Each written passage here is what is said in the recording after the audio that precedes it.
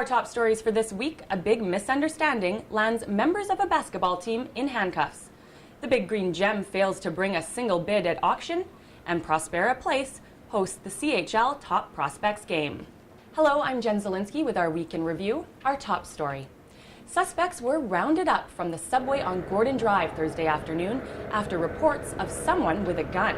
It turns out the guns were toys, and the suspects were basketball players from Surrey, in town for a tournament.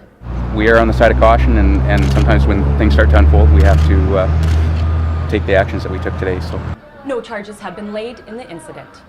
Well, back on January 19th, we told you about a two-vehicle collision at Cooper and Harvey.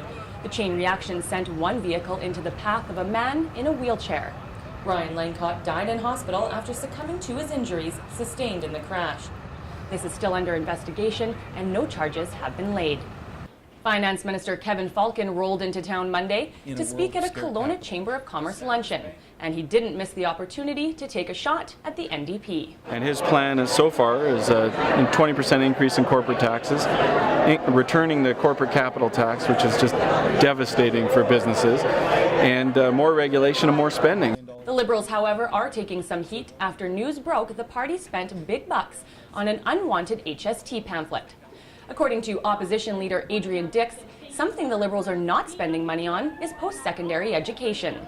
We need to reinstate needs-based grants, and I put a figure of $100 million on it, and I've said how I'm going to pay for it, which is to reinstate a minimum tax on the banks. Dix spoke to UBC Okanagan and Okanagan College students at a rally during Wednesday's National Day of Action. While the Big Green Gem didn't get any buyers at the Western Star auctions on Saturday, the only thing getting attention was its owner, Regan Blair Rainey. He was arrested on fraud charges out of Hamilton. Thursday, Rainey was sent packing back to Ontario. Wayne Moore joins me now from Prospera Place with a look at what happened during the CHL Top Prospects game. Hello, Wayne. Thank you, Jen. Outside Prospera Place, where the Kelowna Rockets have finally returned home after losing their home for 3 days as the Top Prospects invaded the arena. Fans treated to some great entertainment Tuesday night, Wednesday night. Tim Bozen of the Kamloops Blazers stealing the show in the skills competition Tuesday, while Tom Wilson of the Plymouth Whalers of the Ontario Hockey League, the big star of the Wednesday game, a couple of big hits and a very spirited fight. In curling news, great news for Kelowna's Kelly Scottish. She's off to yet another Scotties Tournament of Hearts in Red Deer later this month. She won her third straight BC title last weekend, beating Marla Mallett of New Westminster by a score of 6-5 in the championship game. Back to you, Jen. Thanks, Wayne. I'll turn it over to Mark Stone now, who's been keeping us up to date on events in the Okanagan.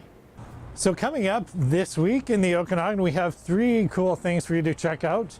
Funny man Herb Dixon, we had a chance to meet him. We've got a video, an interview of him. He's like a non-stop comedy machine, I tell you. Saturday, February 4th, Kelowna Community Theatre. It's at 8 p.m. Tickets are $22.40. You don't want to miss it. Check it out. So if you notice, there's like no snow up here in Kelowna, but there is at Silver Star Mountain. Silver Star, every day at 1 p.m. they have awesome snowshoe tours. For $38 you get a bus ride, you get hot apple cider at the end, and you get that includes the snowshoe rental. It's a great activity. Call or check the website for details. And finally, Friday, February 10th, Vancouver's own Headley is back to rock Kelowna. It's at Prospera Place. The tickets are $29.50 to $45. You do not want to miss the show. Check it out. For all the events coming up in the Okanagan, check castanet.net for all our listings. Well, that wraps up Castanet's Week in Review. I'm Jen Zielinski. We'll leave you with this video of a bunny bullying sheep. We pulled it off of YouTube, and it had over 700,000 hits. Thanks for joining us, and remember to send in your news tips to news@castanet.net. Bang goes the farmer's gun.